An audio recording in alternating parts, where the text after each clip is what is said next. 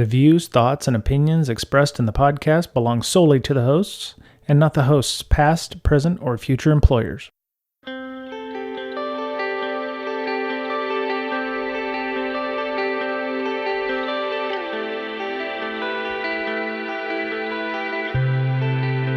Hello, everybody. Welcome back. It is the 1st of August, and I am Brian Brake for Breaking Down Security. As you can tell, it's a little lonely here on the Breaking Security group here. Miss Berlin is currently traveling with a bunch of folks to something in Vegas called DEF CON. I'm assuming it's a stand reference or something like that. Anyway, but I understand that she's on the interstate highway system here in the United States heading towards Vegas. And Mr. Betcher lost track of time, and he's in Austin. He said he'll be here as soon as he can. So I'm going to try to do my best to keep this a good podcast. Missing 2/3 of my crew, and I am very much lost without them sometimes, but I'm going to do my best. So I'd like to welcome Rebekah Skeete to the show this week. Hey, Rebekah. Hello. Hello. How are you doing? Peach King Jelly Bean. I think it was interesting how you introduced yourself and then break on security. I'm like, I can't really say Rebekah Skeete on life because that has some inappropriate implications there. But yeah. Rebekah with a K. That's me. Awesome. Yeah. So Rebekah is here to talk to us about some of the things that you can do while you're at DEF CON and Black Hat this year. Specifically, I believe DEF CON. There's going to be a ton of stuff going on. She will be there or be around there, but I'd like to have her introduce herself and give us a little background on how she got into cybersecurity. Okay, so you're going to need to rein me in if I start going off on tangents. That's okay. Okay. When we talk about all the things to do at DEF CON and everything else, I'm going to read the abstract for the talk that I'm most excited about from Tennisha Martin, who is also the founder of BlackGirlsHack. Shout out to the homie. I call her the cyber PMP because she has her PMP and she's in cyber. I'm jealous. Not that far of a jump. Yeah. But as far as specific things to do in Black Hat and DEF CON, I'm going to say don't get hacked and have fun. Those are my overall things. But so a little bit about me. As mentioned earlier, my name is Rebekah Skeete. Do the little shout out because I'm trying to build the brand. My Twitter handle is @Rebekah Skeete. Pretty straightforward. I also refer to myself as Cyberbeck because it sounds like cybersec, Anyway, I thought it was clever. Nice. Thank you. Nice. Thank you very much. So from New York originally, which kind of lends to whenever I get excited or upset, I speak a little bit faster. And then also when I'm on route to someplace, I walk a little bit faster. I actually read an article the other day that said people who walk fast are angry or something, like they're angrier. And I don't think I'm like inherently angry. It's just when a slow person is walking in front of me. That's neither here nor there, but do with it what you will. Yep. So originally my goal was to be a lawyer, right? When I was younger, mainly, at least so I'm told, it's because I talked a lot, but whatever. I also like to advocate on other people's behalf. I feel like it's necessary for people to have a voice. And if some people feel that their voice is muted because they don't necessarily have the exact words or the opportunity to say what needs to be said, I feel obligated to say it for them. Sometimes that's appreciated and a good thing, and sometimes it's like, hey, keep it to yourself. But anyway, so that was my goal. Was a history major in college. Still, I was like going to law school. That was the plan. And then I hit a little bit of a break. It's like break on, because you say your last name is break, like in breaking car. Yep. Also, I hit the brakes or pumped them, and I started volunteering for campaigns, political campaigns. My first candidate, she ran for Justice of the Peace, and we lost, but we lost by a small amount, and she was a first-time candidate, so that was actually a win because it was someone who had never run before, having her campaign managed by someone who had never managed a campaign before, and we were respectable. We had a respectable showing. Um, the cool thing about that is that so how it kind of came to be was I was on the phone, and so Sandra Lee, shout out to her. She's now Constable Mhm. Lee. Um, her daughter was my college roommate, and I try to be a good friend, who reaches out, checks in on people every now and again. And so I was on the phone with her daughter, just checking in and seeing how everything was going. And then I heard my name in the background, and it was just like Rebekah, and I was like, okay. And so then her daughter was like, hey, my mom wants to talk to you for a little bit. And I said, okay. So she gets on the phone and says, hey, I was praying about it, and I decided I'm going to run for office, and I didn't know who should be my campaign manager, and you're it. And I was like, are you Wow. sure? Because I've never done this before, so I don't want to set you up for failure or anything. And her response was, well, I never ran for office before, so we can learn together. And that's kind of been, um, I guess, for a foreshadowing of all of the awesome things that I've kind of tripped and fell into in my life is Mhm. one, aligning myself with people who see in me sometimes what I don't see in myself. And then the being open to learning and constantly being teachable. And so the fact that she was open to me learning on the job has kind of been fantastic. So anyway, I was like, all right, well, if you put your faith in me, let's do this. So like I said, ran that first election, lost. Then ran for state rep in 2016, lost that too. But was gaining more traction, had some more experience, and then she won for city council, and now she is a constable. So it's been kind of fantastic to witness that growth, and be part of it.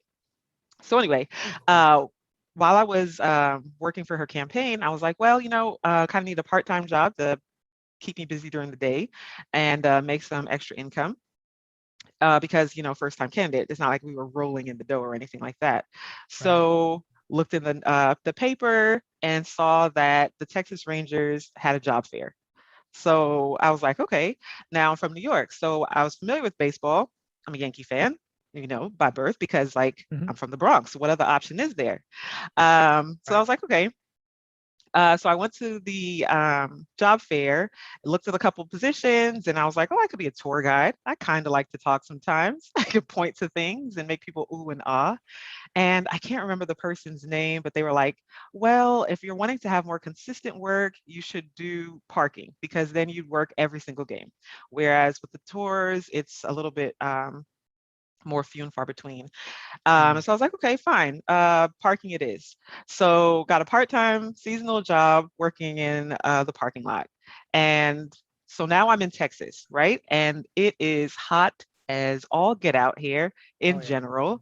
specifically in the summer. And then in a parking lot where you're flanked by cars and the sunlight is beating up off the concrete or pavement, whatever, wasn't the ideal situation. So it's like, would go back to school or when someone would get married or what have you, and I'd go back to where I went to college and they'd be like, hey, so what are you doing? Oh, working campaigns and working in the parking lot. And I only say that to say that sometimes if people are so tied to what they thought they were going to do and who they thought they were going to be, sometimes they rob themselves of who they can be, or the Mhm. new version of what their dream can be. Anyway, so in the parking lot, seasonal, having a good time. It was just my summer job, working campaigns, getting to know people, working in the community. So that was 2009. 2010, the Rangers go to the World Series. And that, I don't know who all is a baseball fan or not, but it's a huge thing. It's a Oh yeah. pretty big experience. And for the fact that it was the first time they had ever gone in franchise history, it was something to behold. And I was like, you know what? I kind of like this organization. Maybe I could make this a full-time gig. And so I was wondering, like, okay, so what would that look like? What could I do being full-time here? Um, and at that point, the campaigning and everything had kind of, because it's in waves, it's in cycles, political cycles and Sure. everything. Mhm. Um, so I kind of thought about like what I would go into. So there is player relations, there's community outreach and everything. And I was like, that's more in line with what I've been doing, working with campaigns. So that's what I'll do. Again, I had to pivot because the opportunity didn't present itself for that. A position opened in the mailroom. So I applied. I was like, you know what? Mailroom makes sense.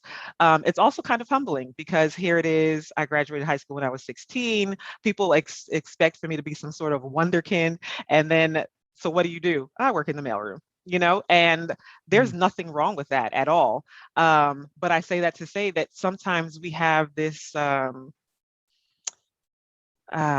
obsession, I guess, with presentation and having our name be a certain thing, having our title be a certain thing. And if you can't present what you think is success, then it's a failure. And I think that's contrary. Every success that I've ever achieved has come from a position of servitude. It has been whenever I have humbled myself and said, oh, when Mrs. Lee reached out and said, do you want to manage my campaign? That was a position of servitude for me. Yes, because I believe in you. I want to help. That opened up so many doors. I was able to go to the Women's Campaign School at Yale, which is the same place where Kate Gillibrand went. It's the same place where Giffords went, Lauren Underwood. And I got that Mm-hmm. opportunity because I was in a position of servitude and it presented itself to me. Nice. Same thing with when I was in the mailroom. It was whenever there was an opportunity to do something extra, whether I was getting paid for it or not, I volunteered. Mm. And it gained me favor, I suppose, in the eyes of many people who were in hiring positions. And so then worked the mailroom for a little bit. And then a couple years down the road, 2017, the VP of IT reaches out and says, hey, we're hiring and we were told you're the person to look at. And I said, well, who told you that? I'm not the most technical person. Like, I mean, I know the difference between a DVD and a Blu-ray, but that's that's about the extent of my technical prowess. Right. And so he said, well, it's a customer service position, and I heard that you have, stellar customer service. Now, again, Nice. service. When my sister opened her chiropractic clinic, I worked at her reception. I was her chiropractic assistant. It was some sort of service. Even though I've never been in IT, I have done some level of service since I started working when I was 15. So Mm-hmm. it's interesting how you can leverage different experiences and different backgrounds, and then everything will kind of line in. One thing specifically I kind of heard was a key. You see all of those notches and um, dings, or however the correct way to define those are. And while you're experiencing them, it's, I don't know what this is for. Ow, this kind of hurt. Oh, this is reshaping me. But then the moment when that key hits the lock that it was made for and things click, then it's like, okay, everything is in alignment. Now it makes sense. Right. And I've been blessed to have a lot of those moments. Yep. So, yeah, like I Well, told him I didn't really have a technical background, but hey, I'm a fast learner. I like to learn. So he said, perfect. You have the soft skills, which is hard to teach, and the technical skills we can teach. So I was like, all yep. right. So I started working the help desk. Um, Coordinator of IT customer service was my official title. Nice. And Nice. my plan of attack was whenever I saw a ticket and it was being closed, I would look at the notes. Okay, so what did you do? How did you attack this? How often do we see this? Thankfully, all of my coworkers were very good about answering questions because I had a lot of them, letting me shadow along. And then sometimes when I didn't necessarily feel comfortable enough to do something, giving me that extra goad of, no, you can do it. Go ahead. And thankfully, that was a really good training ground for me to get comfortable, kind of get my IT legs, as they were, underneath Mm-hmm. me. And then I found out about cyber. I don't even know what it Mm. was. I feel like I heard a podcast or something, and I mentioned to someone like it was like the the gateway drug or something, and it was like, Yes, oh, it is. hackable. What can be hacked? And this is that and the other. And so anyway, I was hooked. And it's just been so thrilling and interesting. And the more that I've learned, the more I learn of what I don't know, and the more Right. intrigued I am to learn more. One of the Right. things I like about IT and then cyber is that it's ever changing and evolving. And so, even though I was a noob, a little neophyte, if you will, I wasn't too far behind because things are always changing. There are so many different things that I can still get in on the ground floor on, Mm-hmm. but there's still a rich history that I can learn and play catch up. The other thing I Right. really liked about the field is everyone seemed so excited to share information. I concede to the point that, my experience isn't necessarily everyone's experience. But one thing that I can boast of my experience is that whenever I asked a question, people were excited to give me answers. Cool. Um, InfoSec Twitter, Black Tech Twitter, everyone has been really good about um, sharing information, hyping success, and trying to remove as many barriers to entry as possible. Granted, as it is with anything, there are always going to be people who are opposite of that, Mm-hmm. who are naysayers and want to bring down or what have you. But thankfully, that has been the minority. And Right. anyway, so that's kind of my verbose diary of the mouth background. One of the groups that I stumbled upon when I was trying to immerse myself in cybersecurity is BlackGirlsHack. And Tennisha Martin, like, my gosh, she's fantastic and an angel. And she's so committed to seeing other people succeed. And I feel like, in general, having someone who just cares about other people genuinely. I know there are often people who care because they have ulterior motives, or they're like, I want to see you succeed so that I can ride your coattails or what have you, which is good. I mean, hey, I scratch your back, you scratch mine. As long as both of our backs are scratched, that's okay. Mm-hmm. But to me, and a person and a group that's genuinely committed to the success of others has been it's been awesome. But anyway, I'll That's take a all. breath and let you speak. No, that's cool. I do really I appreciate hearing all the varied backgrounds. A lot of people, they just assume, well, you need to come from, being a SOC analyst, or you need to come from, being a blue teamer. You need to come from, a lawyer and doing GRC stuff to get into security.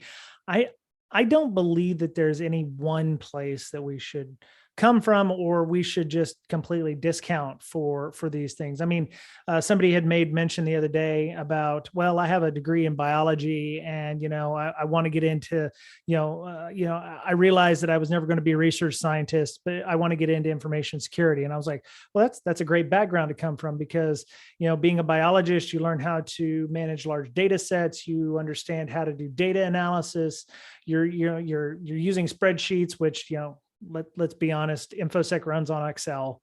Mhm. You'll handle that. Excel is the tool of choice for many, an output of a tool in CSV format, or people are going to be using that. And for yourself, you mentioned people skills. That is, yeah, that is something that we don't get a lot of.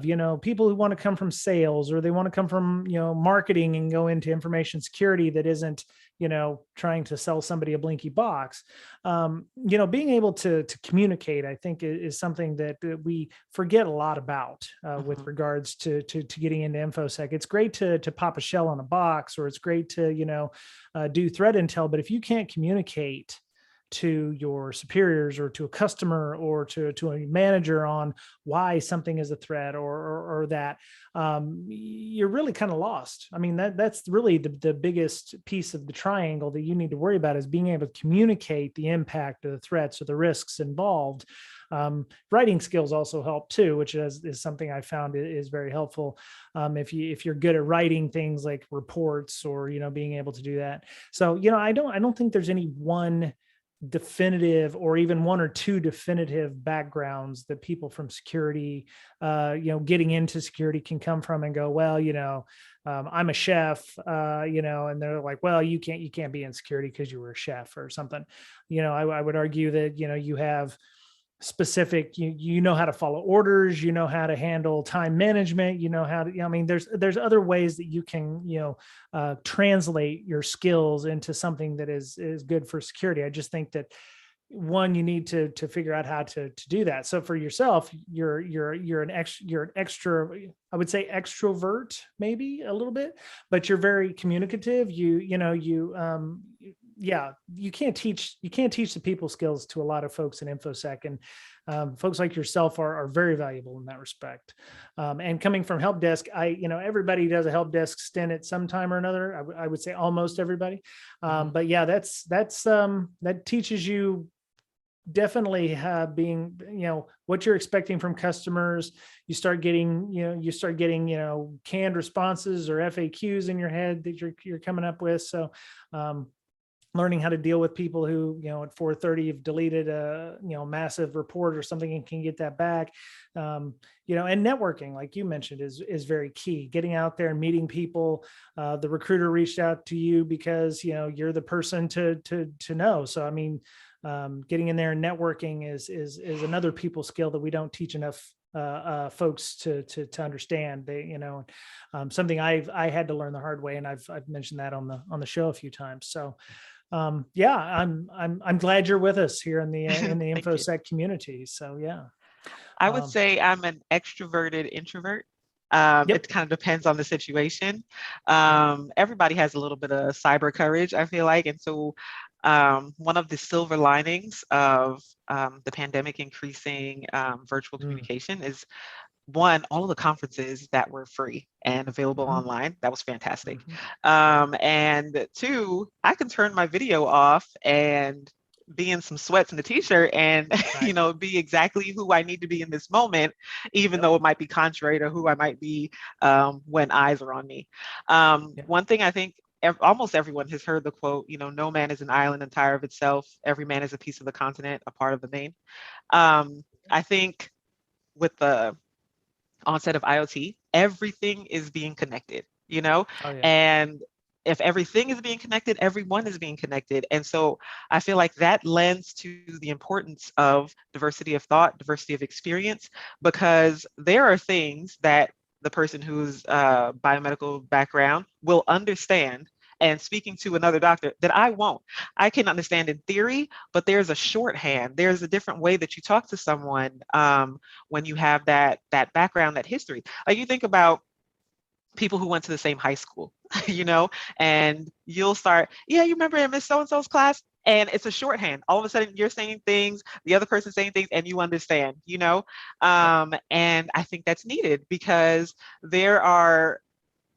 our adversaries are working together. They're doing whatever they need to do to be successful. So we should do it. One, because it's going to make us more protected and better. But then two, I feel like in a touchy-feely kind of way, that's what would make our world a better world. If we truly connect, not just, okay, virtually we're connected, or you live on my cul-de-sac, we're connected. But when we actually open our minds and our hearts and connect, I feel like it'll make for a better world. Yep. That's where you cue the "We Are the World" by Michael Jackson. That's right. We are the world. Yeah. So we talked a little bit before the show here about you're attending some kind of event in Vegas with Miss Berlin called DEF CON and Black Hat. It's kind of a thing, Yeah, I heard it. I heard it's canceled every year. Yeah, I hear it's been canceled every year. It actually got the running joke is it gets canceled every year, but last year for reals it got canceled. But they're making a go at it this year. It is going to be a modified event where there's which is great. They're doing a virtual thing and they're doing an in-person thing, and I would hope a lot less people than expected. But so there's going to be, there's a couple of things. So there's the Blacks in Cybersecurity Village, which is going to be at DEF CON 29. I have scoured the website and I don't see a location. It may be that the DEF CON organizers have not given people the locations of these places until they get there, or the organizers know and they haven't posted it on the website yet. It's blacksincyberconf.com. And then there's the Blacks in Cyber Security Village. So, uh, so there's quite a few talks that are going to go on. Jessica Hoffman talking about why we don't have IoT daddy. Well, security people don't have IoT because they know where the skeletons are buried in that. Keith Chapman is going to do the action plan for cyber diversity. Maurice Turner, big cleanup, tackling the remnants of systematic discrimination in the tech industry. Let's see, Stephen Pullum, the Mad Hatter, Black Cyber Exodus, the miseducation of Black Cyber. O'Shawn Marshall is going to be talking OPSEC of protesting, and Nico Smith. I actually had him at our very first InfoSec camp out back in 2019.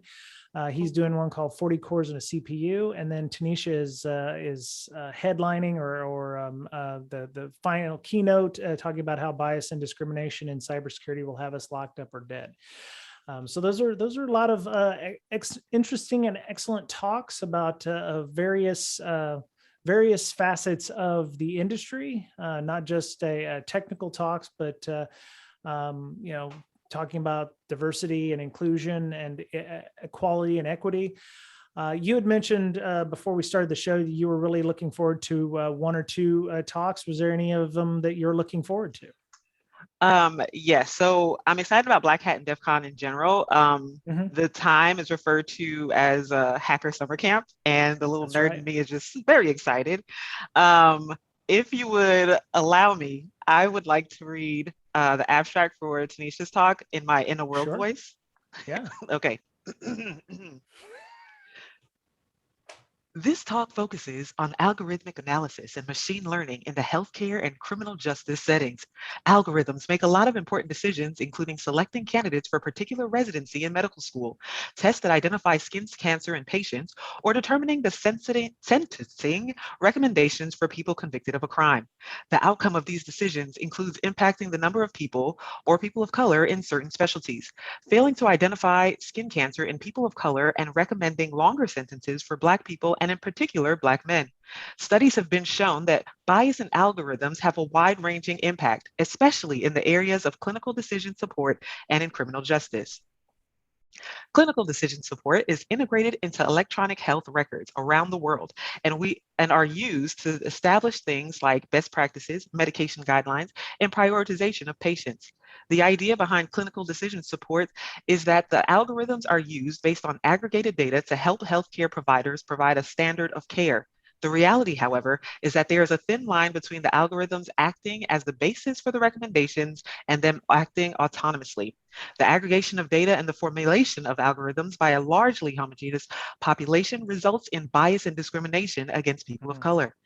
In criminal justice, the racial impact of predictive policing is that Black people serve longer times in jail. In healthcare, the impact of algorithmic bias results in poorer health outcomes and failure to diagnose and treat patients of color.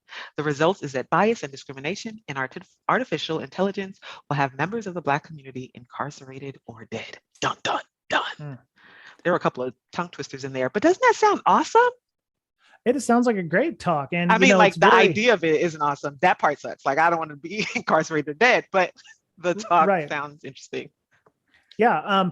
This is not just in cybersecurity or in healthcare, but well, I mean, it actually is in healthcare, but I had seen a story on Market Watch talking about the NFL players calling for an end to an algorithm that assumes Black men have lower cognitive abilities. I've also seen, and I was watching New Amsterdam, which I don't normally pay attention to, but there was an episode where somebody who was going in for a procedure, there was an expected outcome, and it had something to do with the type of birth that occurred, but they had found out that the algorithm was weighted because of a specific outcome based on race, which is something they were either trying to get rid of on the show, or it's real and it's still out there and it's being used and they're trying to get rid of it. But yeah, I mean, algorithms, definitely, I would say, because they're built based on biases or on discriminative practices, or maybe data that was decided on back in the day and not really based in fact, you get those biases. They either they creep in, or they they're just passed along as fact, and then you find out that that's not the case. Kind of like the story. I was told that my great grandmother was a full-blooded Native American from the Cherokee tribe, and my wife had the same story she was told. And then we did 23andMe and found out, yeah, we're white. We're straight white from Northwest Europe. There's less than 1% Native American or First Nations. Not a drip or a drop, huh? Oh yeah, that was an interesting conversation to talk to Mama about. I was like, Mom, genetics, we aren't. Don't try. And we'd assumed that those kinds of stories, or quote unquote facts, were passed down because at the time they were trying to move the First Nations and the Native Americans onto reservations. And they were trying to say, well, if I can go and live in these places, my great grandmother, did it. If they were trying to, make it more, make it rationalized, rationalizing the need to put them on reservations. So, it's good that we can use that kind of data to also find truth in this case. So, but yeah, we need to understand these biases. I think a couple of folks got fired from Google because some of the algorithms for facial recognition technology, which is a huge deal, being misidentifying people based on race or bias and discrimination, because a lot of people who make these algorithms are not minorities, or it doesn't facial recognition software doesn't work on phones as well for some groups. So and I'll give people the benefit of the doubt and say that some people, I think it is intentional, but if you do what right?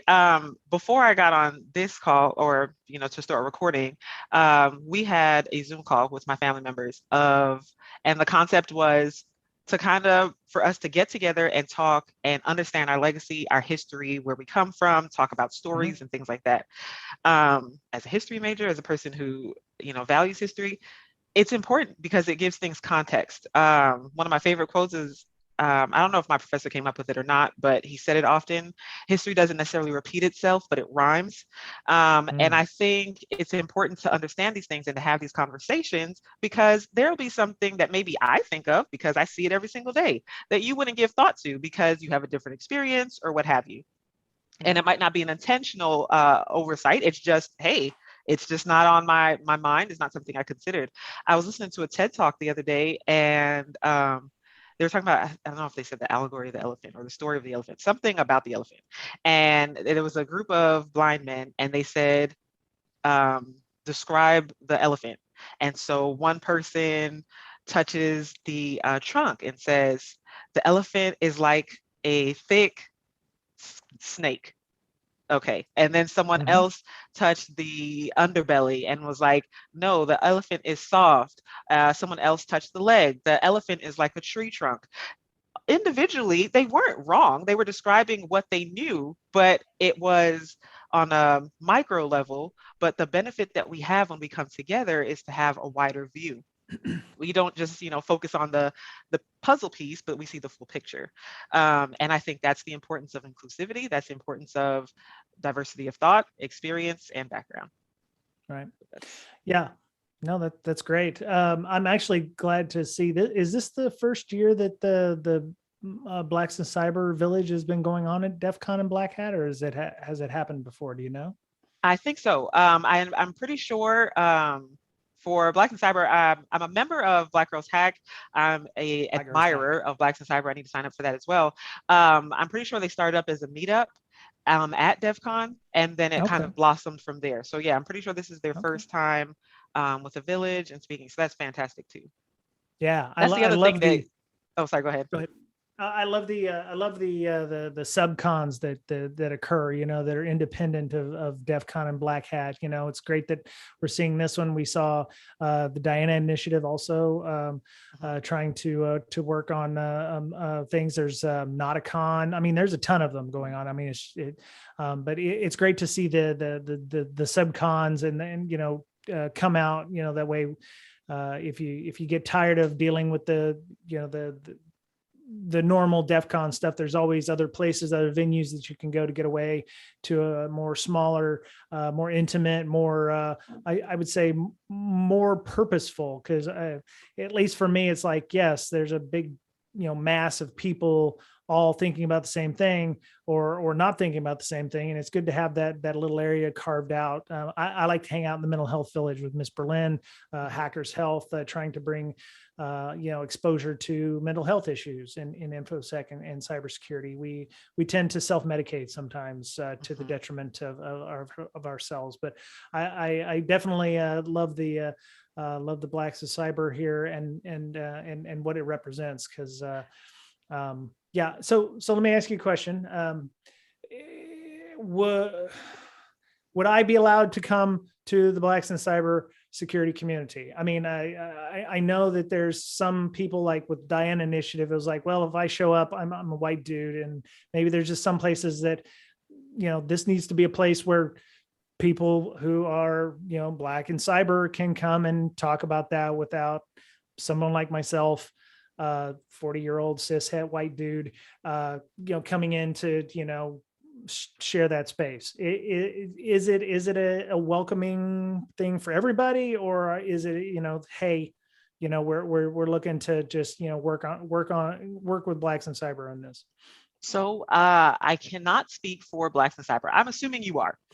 For everything that I've interacted with them, I would assume that you are. But as I mentioned, I'm not a representative of Blacks in Cybersecurity. I attend their events. I hype them up. We're co-conspirators, if you will.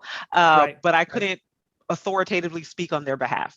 For BlackGirlsHack, I am recently the chief operating officer, so I can't speak for us. Yeah, I know that while we have a focus and we have a purpose to advocate for the inclusion and promotion of Black women in cybersecurity, we are not exclusive in that we would turn our back on anyone. Anyone who would like to link arms and lend their effort to the fight is welcome. So while we, like I said, we have a focus, we're trying to increase our representation in the field.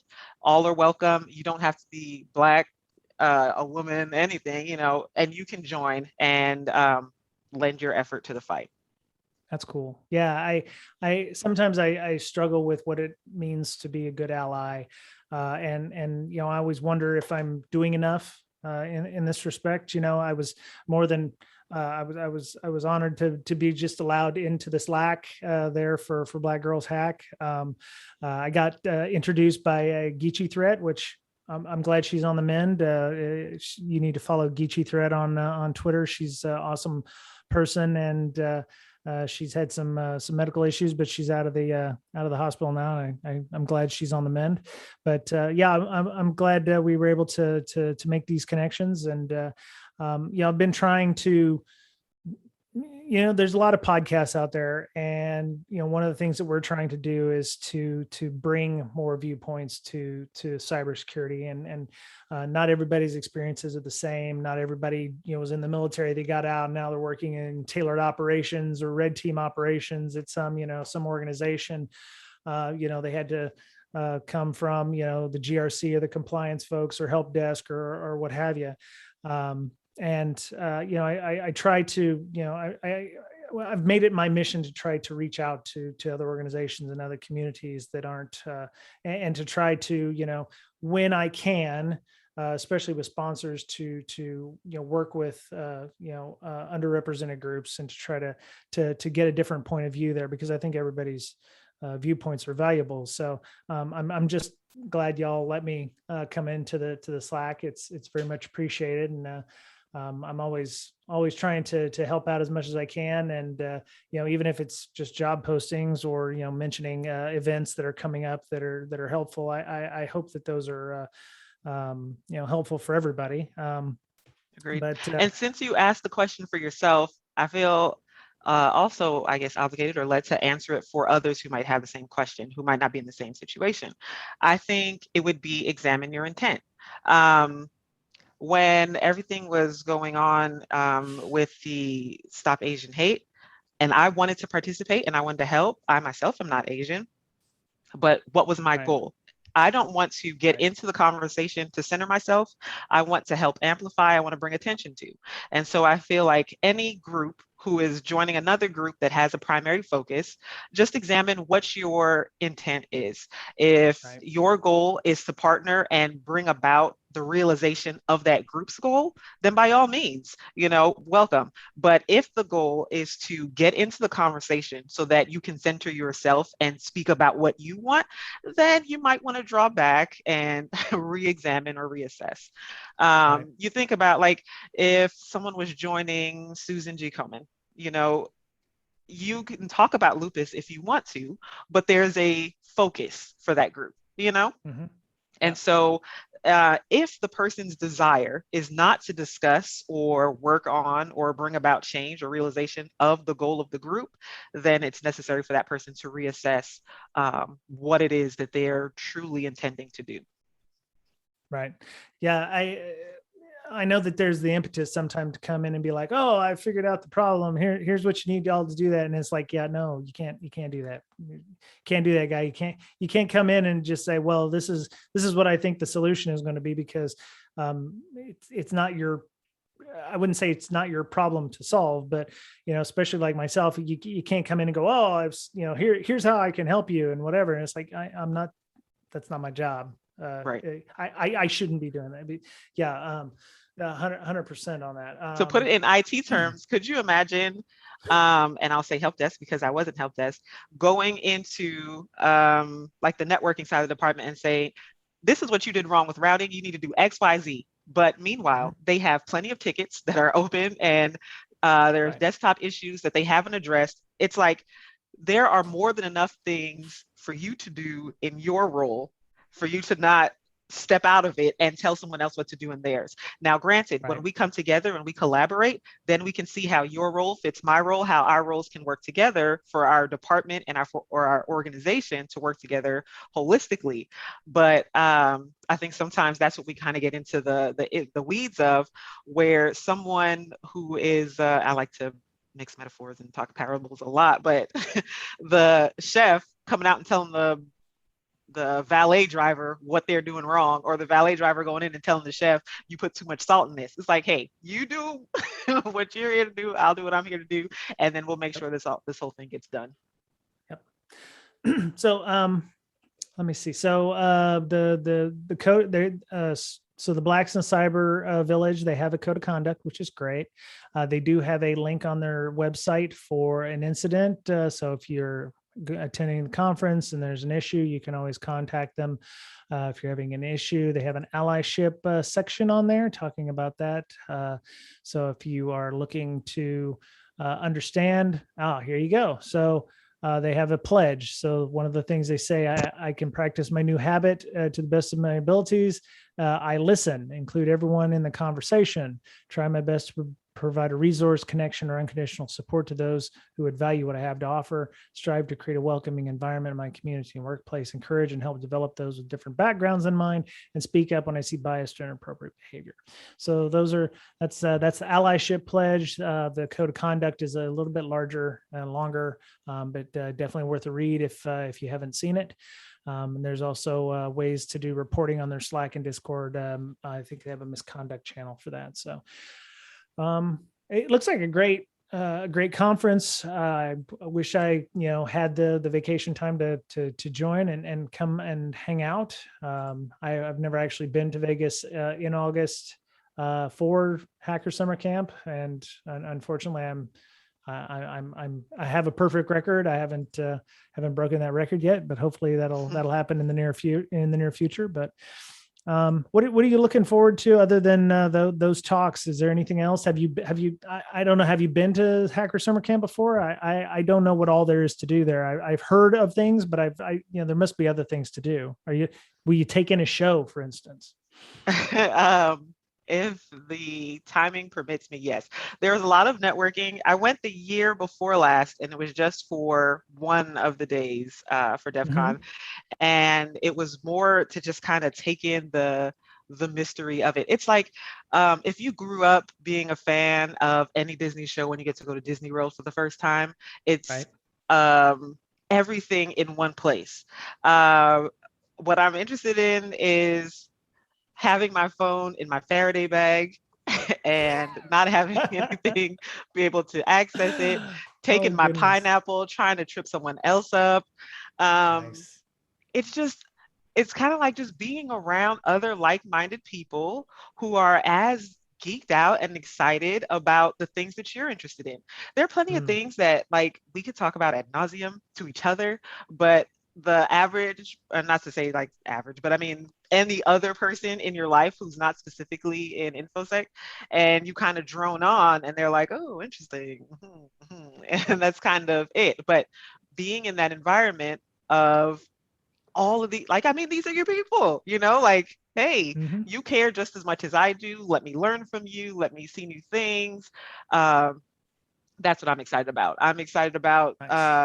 I know I don't know if you heard, I think one of the big things about when Dark Trace first came out, it was catching how the fish tank, the thermometer in the fish tank was being hacked in Hmm. the Yep.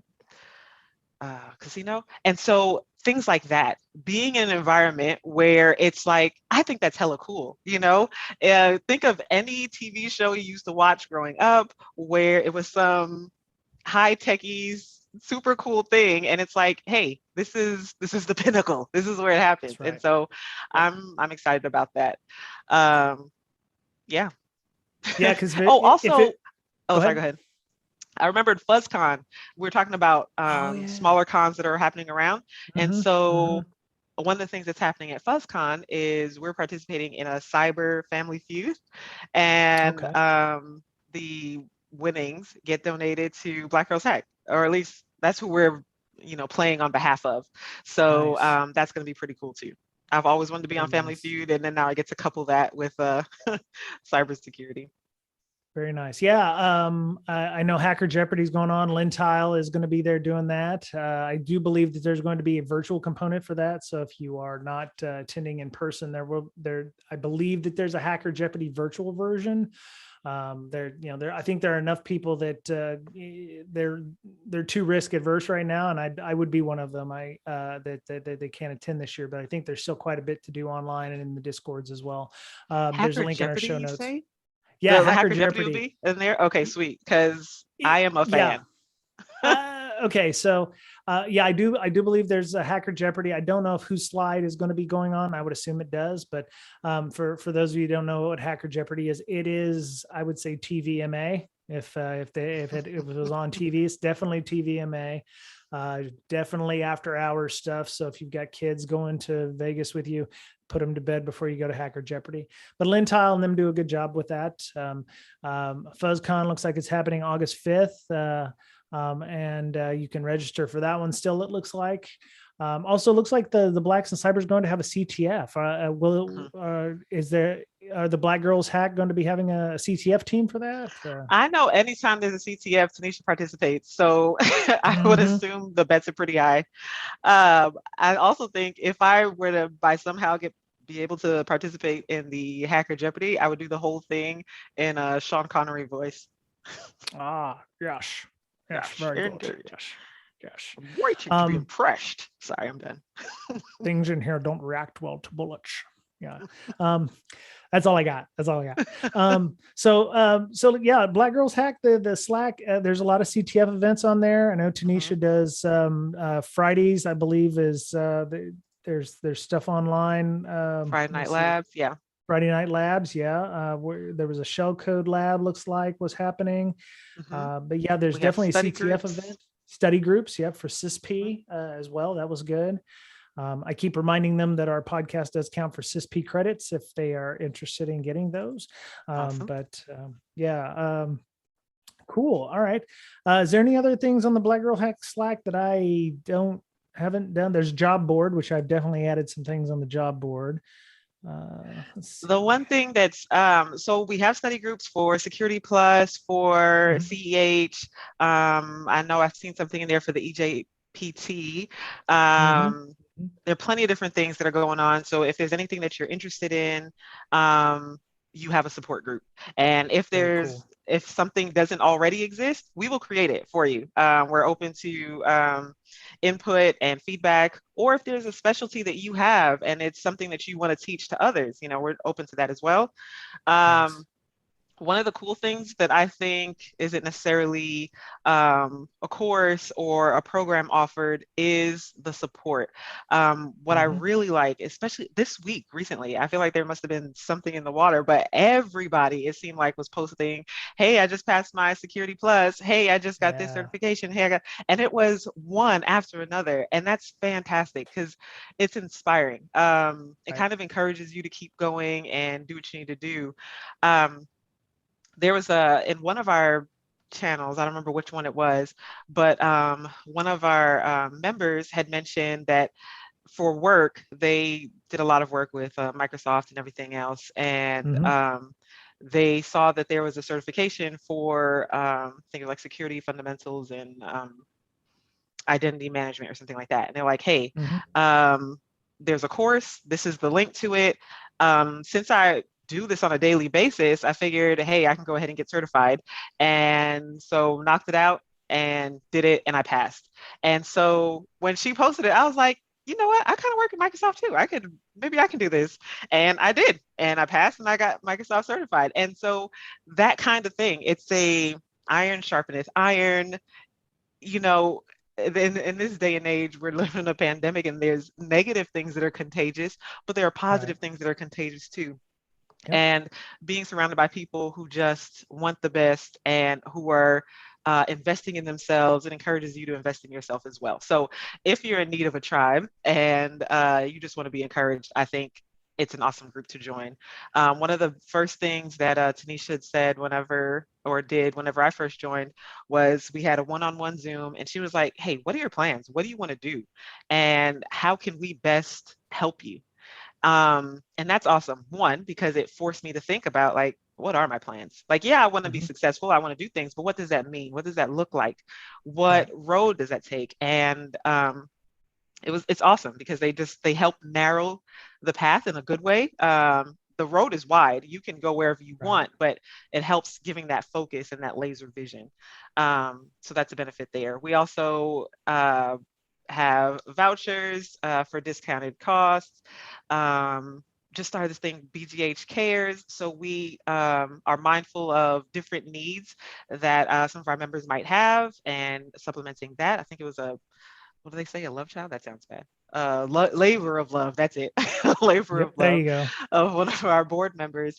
And so that's awesome. And then we have people like you who share, job postings and everything else. And it's like, there have been a couple jobs where I might not have necessarily applied, but I look at it and I see what's required so that I can make sure that I'm staying competitive. So that's a value too.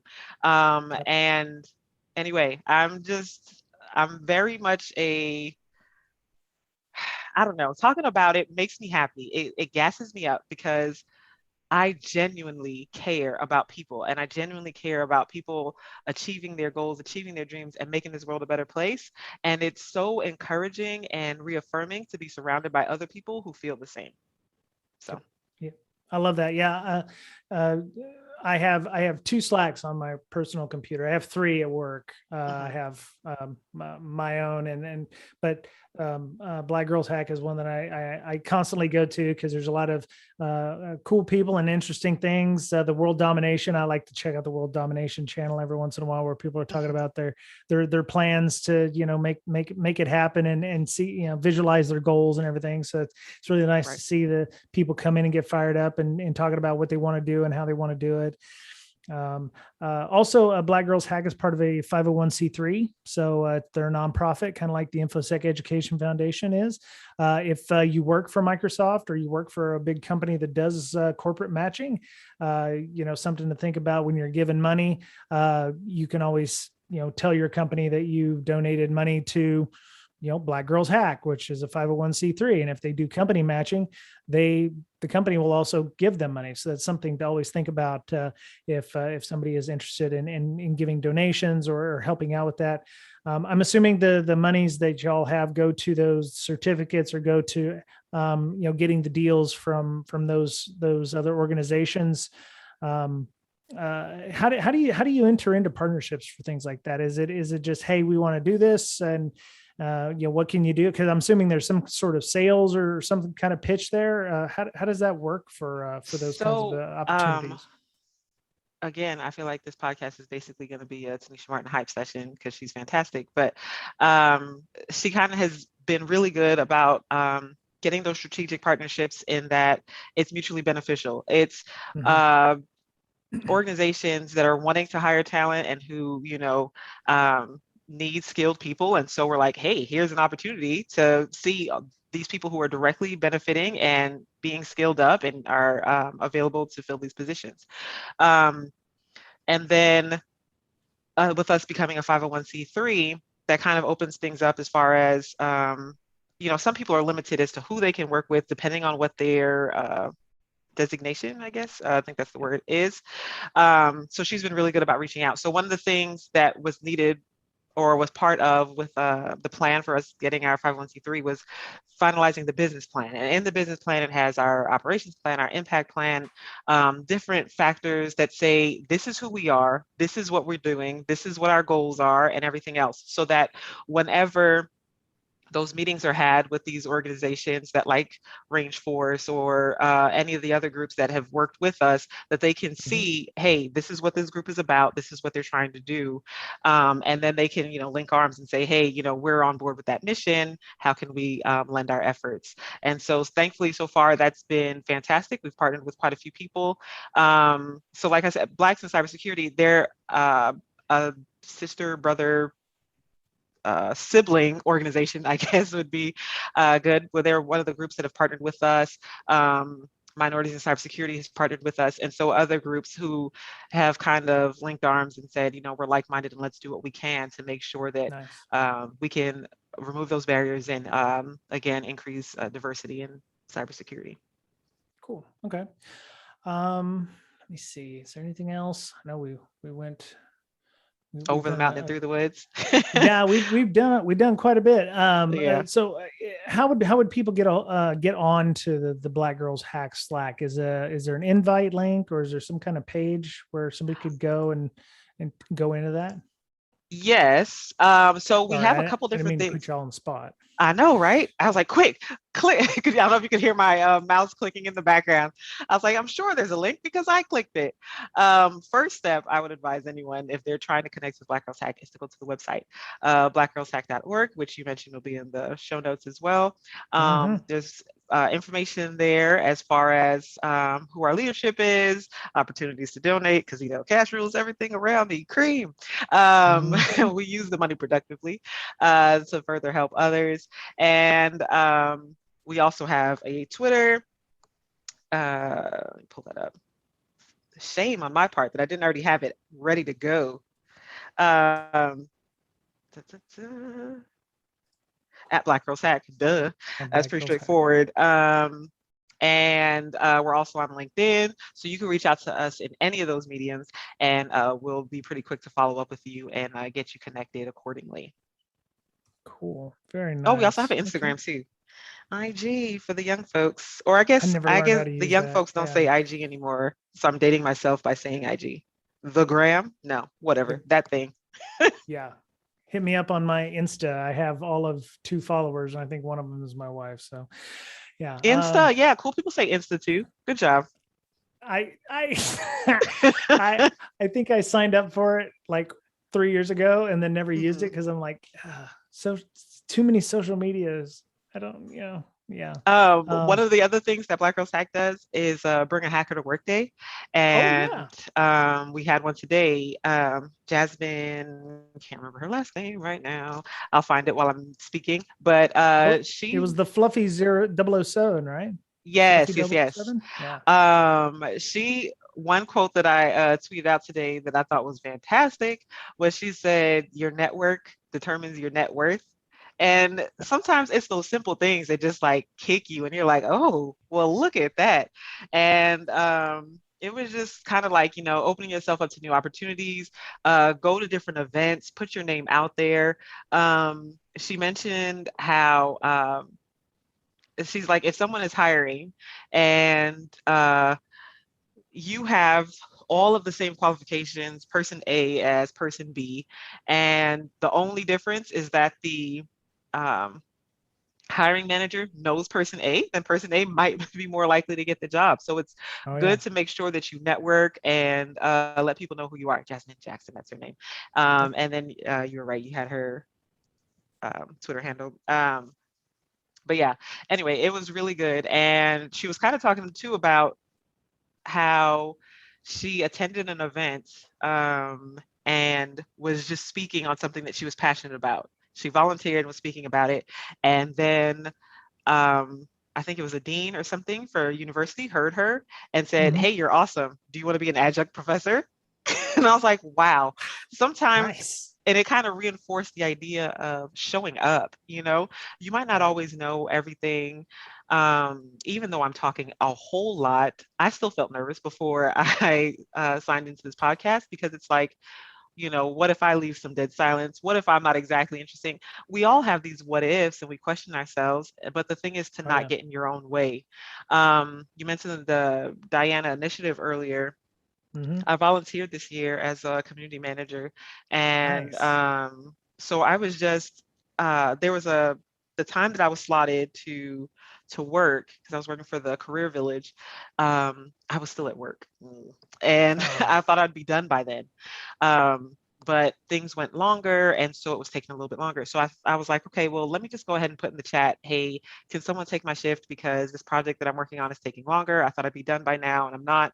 Um, but it was like 15 minutes till my shift. And I was like, let me not shirk that responsibility. I'd feel horrible. Right. So I had to do a little bit of, plates spinning on what are those little things the plates spin on? But anyway, they were spinning in the air and Mm-hmm. also juggling the bowling pins. But I'm glad I joined because one, I was able to do what it was that I committed to doing. And then two, um, I had gotten a couple of mock interviews and resume reviews scheduled, but then there was a kind of lull in that activity because it was towards the end of the day and no one else was signing up for time. So I could kind of just participate in the event. And one of the speakers was talking about how whenever they have events, it's harder, or not necessarily harder, but they had to put more effort into making sure that they had a diverse panel Mm. because the resources, I mean, it would be easy to get a white male because there's a lot of them. And so she was Mm-hmm. like, so it's not that I'm trying to exclude anyone. It's just, hey, I'm grabbing from the pool that's available. So I put in the chat, hey, Black Girls Hack is a good resource if you need something, if you want to pull for some Nice. people. And so then Carlotta, who was main um, on the stage, said, "Oh, Rebekah, turn your camera on and talk to us about Black Girls Hack." And I was like, no, I'm just here to help, and I'm, in the background or what have you. But she was like, no, let's, have a conversation or whatever. And so then again, that kind of circles back to being in the room, being of service, and sometimes things presents itself just because you're in the Right. right place at the right time. Um, and with the right motive, because my motive was to help and was to be an answer. And oftentimes, just by being an answer, everybody has problems, everybody has solutions. So by being an answer, you become a sought out person because plenty of people have questions, plenty of people have problems. And if you're an answer, then you're an asset. Right. Right. Yeah. I think that's important to, especially in service. Um, a lot of people don't realize that security infosec is a service based industry. No matter how they like to, dress it up, you're still doing work for somebody or something, and you have customers. Everybody is a customer to you, whether it be a pen test or SOC analyst, looking at threats or whatever. And what you're doing is excellent there. It's, you're being in service to lend awareness, and works towards communication, and it plays definitely your strengths, which is awesome. So it's amazing the work that is being done by so many others. I sometimes feel like I'm not doing enough with just the podcast and stuff, but I do what I can to try to get a leg up for folks or help make introductions. And sometimes like yourself, you make a huge impact by doing that, and you should be applauded for doing so. So that's excellent. Thank you. Good for also, you. Yeah. don't minimize your contribution. Because you think of a grenade, that little pin, it's pretty important. Sometimes I feel like my hand is clasped around the grenade, not not throwing it somewhere else. But cool. Yeah. So we've talked for an hour. Can you believe that? Wow. And we haven't even like gotten I to talked for social 45 minutes. I apologize. No, it's okay. I'm one who, if you've ever listened to this show, I don't like dead air either. So I will try to fill that up with nervousness and rambling and kind of like what I'm doing now. Anyway, mine's go-to are dad jokes. Dad. Oh no! Now I have to hear the dad joke, and then I have to do it in like a stagey kind of voice. So it's like, hey, how do you find Will Smith in the snow? Oh no! How do you find Will Smith in the snow? You check for Fresh Prince, but oh wow! Delivery on that, I think, was pretty good. That's excellent. Okay, I'm going to give a shout out to my friend Emily Harris, who I stole this joke from. Are you ready? Okay. All right. What kind of animal would Mayo be and why? What kind of animal would Mayo be and why? I don't know. A horse, because Mayo neighs. Oh man, I love me some puns. I love some word puns, and that one, that's definitely a dad joke. Well done. That was a gem. Thank you. That's a good one. Much. Yeah, I do like that. I keep a little repository for moments such as these. There's nothing wrong with them. I won't lie. But of course, I'm a dad, so it is what it is. So, that was our show for this week. You can find show notes for this and all of our shows at www.breakingsecurity.com. You can also find an RSS link on the site to add to your favorite podcatcher. You can find all of us on Twitter. Miss Berlin can be found at InfoSyster, INFOSYSTIR. Mr. Betcher can be found at BetcherPwned, BOETTCHERPWNED. And you can follow me on Twitter at Brian Brake, BRYANBRAKE. We have a Slack. Come join us on our Slack. A lot of great things going on there. A lot of channels of various InfoSec-related subjects.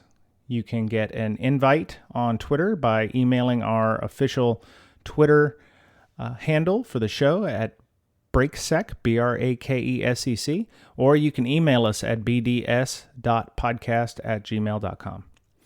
Thank you to all of our Patreon supporters for their monetary assistance by offsetting costs involved in putting out a weekly show. Zoom fees, Libsyn hosting, domain purchase, renewal, equipment upgrades, time and effort building the community we have. We appreciate all of your help and support. If you'd like a t-shirt, stickers, coffee mug, or just to show your support for the show, you can check out our TPub site, www.tpublic.com/user/BDS podcast. We thrive on your feedback. A quick 5-star comment on iTunes or Google Play Store or your favorite streaming service, Spotify, Pandora, what have you, go a long way to gaining us additional visibility. It takes no time at all, and we appreciate your help in spreading the word. That was it for Breaking Down Security this week. Be safe, be well, be kind to one another, take care of yourself because you're the only you have, and we'll talk to you again soon.